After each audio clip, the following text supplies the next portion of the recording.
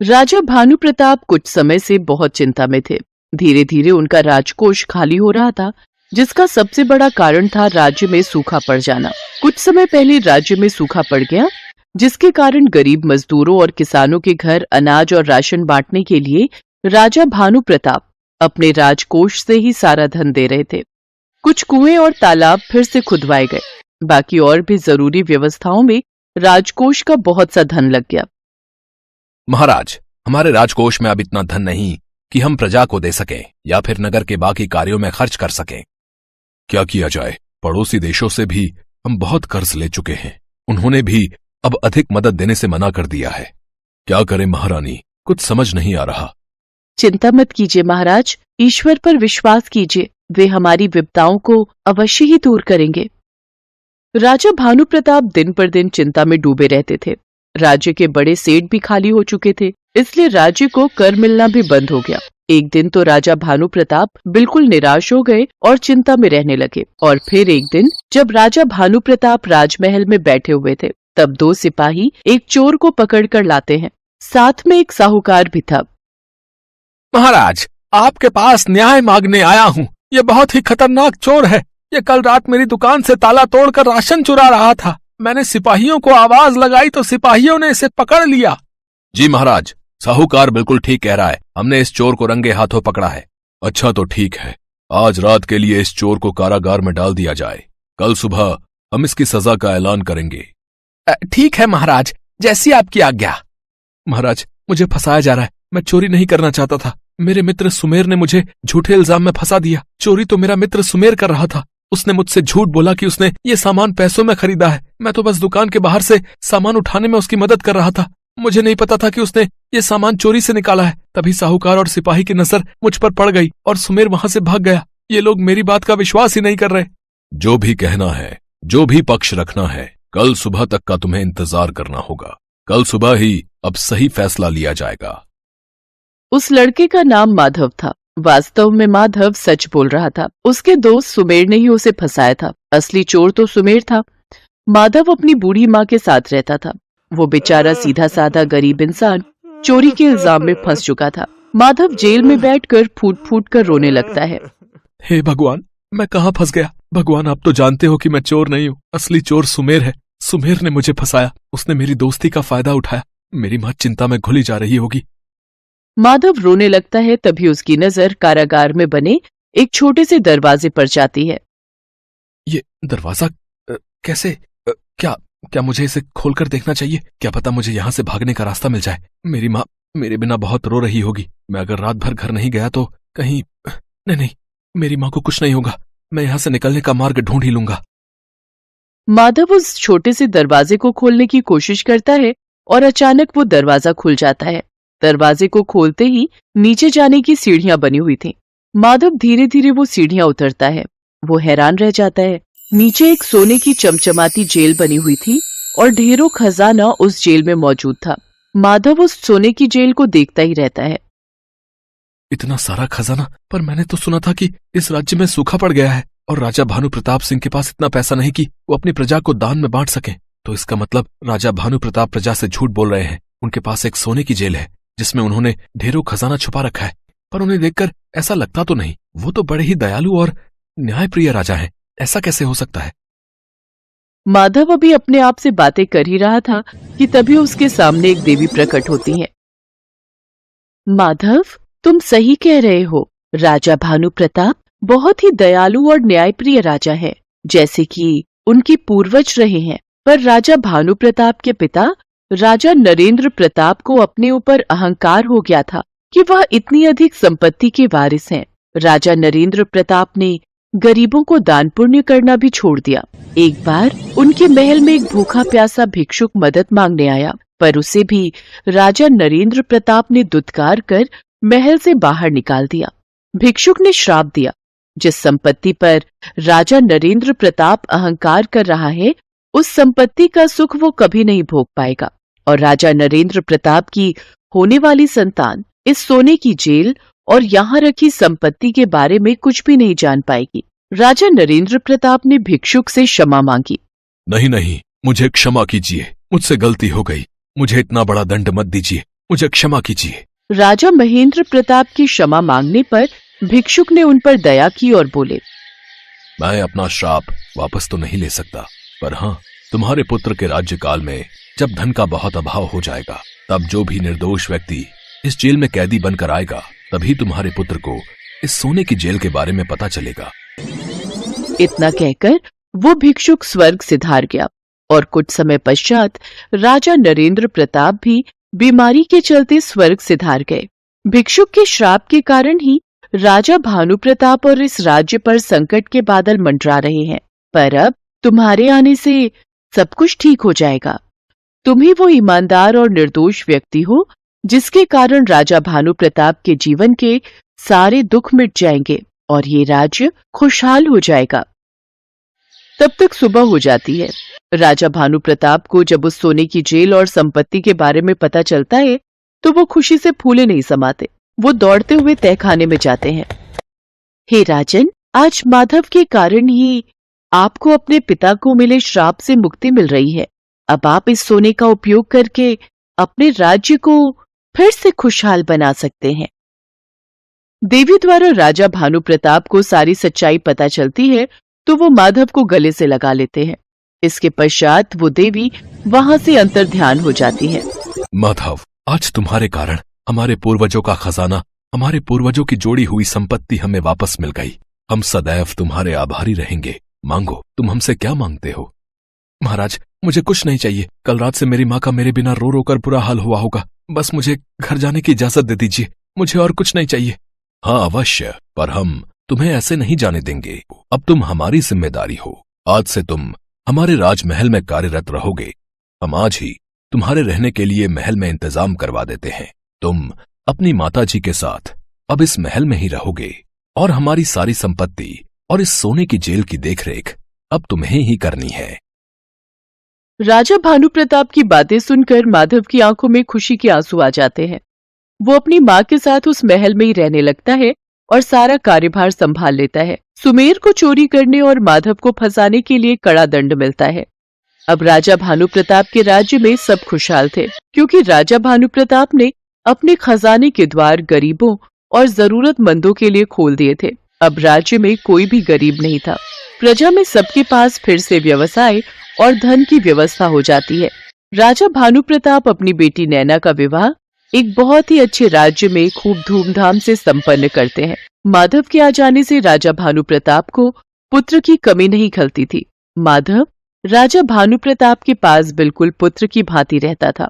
राजकुमारी नैना की शादी में माधव एक भाई की भांति पूरा सहयोग देता है। ये देखकर राजा भानु प्रताप और महारानी बेहद खुश होते हैं।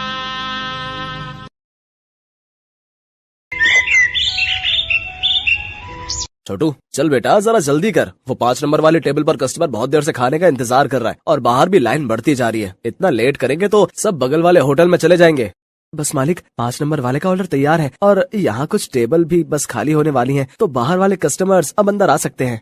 ये है सत्यभान और इसका होटल अतिथि देवो भव। जैसा इस होटल का नाम था, ठीक वैसा ही यहाँ का काम था। होटल के अंदर आने से पहले हर कस्टमर का तिलक किया जाता था और फिर बड़े ही सम्मान के साथ उसे बिठाकर खाना परोसा जाता था। इस अनोखे तरीके की वजह से ही सत्यभान का ये होटल बहुत मशहूर था और बड़ी दूर दूर से लोग यहाँ खाना खाने आते थे। होटल के खाने का बढ़िया स्वाद और यहाँ की साफ सफाई भी एक बड़ी वजह थी कि आसपास के कई होटलों और ढाबों को छोड़कर कस्टमर सत्यभान के पास ही आते थे। सर, मेरा नाम रमन है। मैं पब्लिक टाइम्स अखबार से आया हूँ। मुझे आपका इंटरव्यू करना है। अच्छा, हाँ, क्यों नहीं, आइए आइए। रुकिए, पहले मैं आपका तिलक करूंगा। हाँ, अब ठीक है। अब आप यहाँ आराम से बैठिए। छोटू, जल्दी से साहब के लिए गर्मा गर्म कचौड़ियाँ और बढ़िया चाय तो लेकर आ। हाँ तो सत्यभान जी, सबसे पहले मैं आपका पूरा होटल और यहाँ की किचन देखना चाहूंगा। वैसे सुना तो मैंने ये है कि आप किसी को भी अपनी रसोई में लेकर नहीं जाते, लेकिन मुझे तो आपके वहाँ लेकर जाना ही होगा, वरना ये इंटरव्यू अधूरा रह जाएगा। अरे बस, वो बात ऐसी है कि आप तो जानते ही हैं, होटल के बिजनेस में सारा खेल खाने में इस्तेमाल होने वाले मसालों और रेसिपी का ही है और यहाँ मैंने और मेरे साथियों ने बड़ी मेहनत से ये सब तैयार किया है। अच्छा, लेकिन आपके यहाँ जो लोग काम करते हैं, मतलब आपके साथी, अगर उनमें से किसी ने धोखा दिया तो? नहीं नहीं, ऐसा तो हो ही नहीं सकता। यहाँ जितने भी लोग मेरे लिए काम करते हैं वो सब के सब मेरे गांव से ही हैं, यानी सब मेरा परिवार है। आज तक का रिकॉर्ड है, मुझे मेरा कोई साथी छोड़कर नहीं गया। ये तो वाकई बहुत बड़ी बात है। लेकिन अब तो आप इतने मशहूर हो गए हैं, आपका होटल एक ब्रांड बन चुका है, तो लोग आपकी रसोई को अंदर से देखना चाहते हैं। आप चिंता मत कीजिए, मैं आपके मसालों और रेसिपीज का राज नहीं खोलूंगा, लेकिन रसोई के अंदर की कुछ फोटोज तो चाहिए होंगी आपके इंटरव्यू के साथ छापने के लिए। सत्यभान उस पत्रकार को समझाने की कोशिश करता है, लेकिन वो खुद ही उस पत्रकार की बातों में फंस जाता है। अखबार में अपना इंटरव्यू और फोटो छपने की बात से वो बहुत खुश था और इसी खुशी में वो बह गया और उस पत्रकार को उसने अपने होटल का एक एक कोना बहुत अच्छे से दिखाया। साथ ही अपनी रसोई में ले जाकर अपने सारे तौर तरीकों और रेसिपीज का भी अनजाने में खुलासा करता गया। वो पत्रकार होटल की लगभग हर चीज की तस्वीर ले रहा था। इंटरव्यू के दौरान उसने सत्यभान से कई सवाल पूछे, जिनके जवाबों में सत्यभान के सारे सीक्रेट खुलते जा रहे थे। अच्छा सत्यभान जी, बहुत अच्छा लगा आपसे मिलकर। इंटरव्यू के लिए शुक्रिया, अब मैं चलता हूँ। जी, आपका बहुत शुक्रिया। अब वैसे ये सब कब छपेगा अखबार में? बस यही 1-2 दिन में, मैं आपको फोन पर इन्फॉर्म करूंगा। इतना कहकर वो पत्रकार सत्यभान के होटल से बाहर निकलता है और कुछ दूर पहुंचते ही मुस्कुराते हुए अपने गले में पहना हुआ आई कार्ड उतारकर एक कूड़े के ढेर में फेंक देता है। बड़ा अक्लमंद समझता था खुद को, एक नंबर का बेवकूफ निकला ये तो। असल में ये आदमी कोई पत्रकार था ही नहीं, पास ही मौजूद एक दूसरे होटल के मालिक का रिश्तेदार था, जो पत्रकार बनकर सत्यभान के सारे सीक्रेट जानने के लिए उसके पास गया था। ये आदमी अपने मकसद में पूरी तरह से कामयाब हो चुका था। इधर सत्यभान रोज सुबह के अखबार में अपने इंटरव्यू के छपने का इंतजार कर रहा था। जा छोटू, देख तो अखबार आ गया होगा। अब तो पूरे 4 दिन हो लिए, आज तो पक्का अपनी फोटो छपी होगी।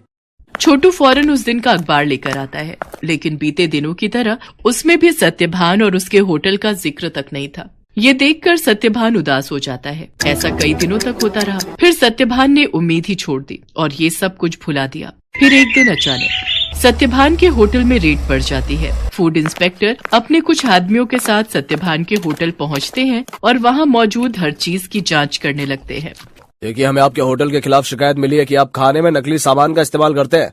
ये कैसी बातें कर रहे हैं आप? सालों से मैं इस होटल को चला रहा हूँ, वो भी पूरी ईमानदारी से। अगर ऐसा है तो हमें यहाँ की तलाशी लेने दीजिए। चलिए हटिए यहाँ से।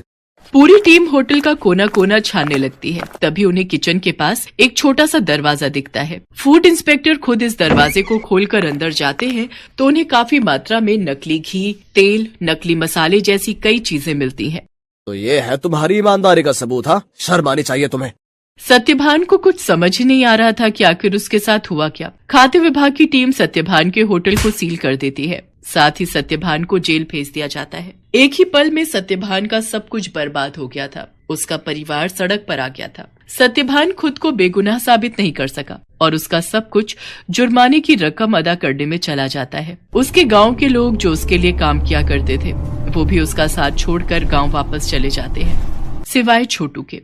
चलो, तुम्हारी जमानत हो गई है। जमानत की बात सुनकर सत्यभान चौंक जाता है। वो बाहर आकर देखता है तो एक वकील के साथ खड़ा छोटू उसका इंतजार कर रहा था। छोटू, तूने ये सब कैसे किया बेटा? तेरे पास इतने पैसे कहाँ से आए? मैं तो बिन माँ बाप का एक लावारिस था मालिक। आपने मुझे सहारा दिया था तो मैं आपको इस हाल में अकेला कैसे छोड़ देता? आपको याद है, मैं हर महीने की तनख्वाह से कुछ पैसे जोड़ता था अपनी आगे की पढ़ाई के लिए। बस वही आज काम आ गए। छोटू की बात सुनकर सत्यभान की आंखों में आंसू आ जाते हैं और वो छोटू को गले लगा लेता है। लेकिन अभी भी सब कुछ ठीक नहीं हुआ था। शहर भर में सत्यभान का नाम खराब हो चुका था। इसलिए सत्यभान अपने परिवार और छोटू के साथ शहर छोड़कर अपने गांव चला जाता है। वहाँ बांस के बड़े बड़े जंगल थे, जिनके बीचों बीच एक छोटी सी झोपड़ी बनाकर सत्यभान और उसका परिवार रहने लगता है। सत्यभान के पास गुजर बसर के लायक भी पैसे नहीं थे, इसलिए उसे कुछ तो करना ही था। तभी एक दिन उसने गांव के एक बच्चे को एक आधे कटे बांस में कुछ खाते हुए देखा। सत्यभान उस बच्चे के पास गया और उससे बोला, बेटा, ये क्या खा रहे हो? ये हरे बांस का अचार है और ये रोटी है। ये बर्तन, ये भी बांस से बना है। वो यहाँ गांव में बांस ही सबसे ज्यादा उगता है ना, तो हम लोग इसी का ज्यादा से ज्यादा इस्तेमाल करते हैं। उस बच्चे की बात सुनकर जैसे सत्यभान के दिमाग के घोड़े दौड़ने लगे। उसने फौरन छोटू को अपने पास बुलाया और उसे कुछ समझाने लगा। फिर अगले दिन तड़के सुबह ही वो छोटू के साथ बांस के जंगल में गया और ढेर सारी बांस की लकड़ियां काट कर ले आया। सत्यभान और छोटू दिन रात लगे रहे और देखते ही देखते उन दोनों ने सिर्फ बांस की मदद से पूरा का पूरा होटल बनाकर तैयार कर लिया, जहां दीवारें भी बांस की थीं और सारे बर्तन भी। अब सवाल ये था कि इस होटल में पकेगा क्या। मालिक, आप चिंता मत कीजिए, हमें जाकर सब लोगों से बात करनी चाहिए जो शहर में अपने साथ काम करते थे। मुझे विश्वास है कि वो सब हमारा साथ जरूर देंगे। छोटू की बात मानकर सत्यभान अपने गांव के लोगों से बात करता है। धीरे धीरे गांव के कई लोग उसकी मदद के लिए आगे आते हैं। कई लोग उसे मुफ्त में राशन देते हैं, जिसके साथ हरे बांस का इस्तेमाल करके सत्यभान और छोटू होटल के लिए खाना बनाते हैं। और इस तरह एक बार फिर सत्यभान का होटल चल पड़ता है। लेकिन हालात अब पहले से बहुत अलग थे। कई दिनों तक सत्यभान के होटल में एक भी ग्राहक नहीं आता। फिर एक दिन शहर से कुछ दोस्तों का एक ग्रुप वहां आता है और सत्यभान के अनोखे होटल को देखकर चौंक जाता है। कुछ नया आजमाने के इरादे से वो सभी सत्यभान के होटल के अंदर आ जाते हैं। सत्यभान उन सब की बहुत ही अच्छे से खातिरदारी करता है और फिर भाई वाह, मजा आ गया। ये तो बिल्कुल ही नया एक्सपीरियंस था। शहर से इतनी दूर इतनी अच्छी सर्विस और उससे भी बढ़िया खाना। सच में बहुत अच्छा लगा यहाँ आकर। और सबसे बड़ी बात, मुझे तो पता ही नहीं था कि बांस को भी खा सकते हैं, वो भी इतने अलग अलग रेसिपीज में। सत्यभान के खाने और अलग किस्म के होटल की तारीफ वो सभी दोस्त अपने दूसरे दोस्तों से जाकर करते हैं, जिसके चलते और भी लोग खास तौर पर सत्यभान के होटल में खाना खाने वहां पर आते हैं। सत्यभान की सर्विस और खाना बहुत जल्दी अपना पहचान बना रहा था। लोग शहर के हाई फाई होटल छोड़कर सत्यभान के पास गांव में आ रहे थे। धीरे धीरे सत्यभान की गाड़ी पटरी पर आने लगती है और उसके पुराने साथी जो गाँव में ही थे वो भी उसके पास काम पर लौट आते हैं। मालिक, भगवान की दया से अब सब ठीक हो रहा है, लेकिन अब तक ये समझ नहीं आया कि आखिर वो सब नकली सामान उस दिन अपने होटल में आया कहाँ से। ये पहेली तो सच में सुलझानी ही होगी छोटू। मुझे लगता है मुझे कुछ करना चाहिए। सत्यभान के पास अब इतने पैसे जमा हो चुके थे कि वो अपने खिलाफ रची गई साजिश की जांच करवा सकता था। वो अपने केस को रीओपन करवाता है और एक प्राइवेट डिटेक्टिव की मदद से सारा सच बाहर निकलवाता है। असल में रमन जो सत्यभान के पास पत्रकार बनकर आया था, ये सब उसके और उसके रिश्तेदार की सांठगांठ थी, जो सत्यभान के पुराने होटल के पास ही अपना होटल चलाता था। साथ ही सत्यभान की तरक्की से जलता भी था।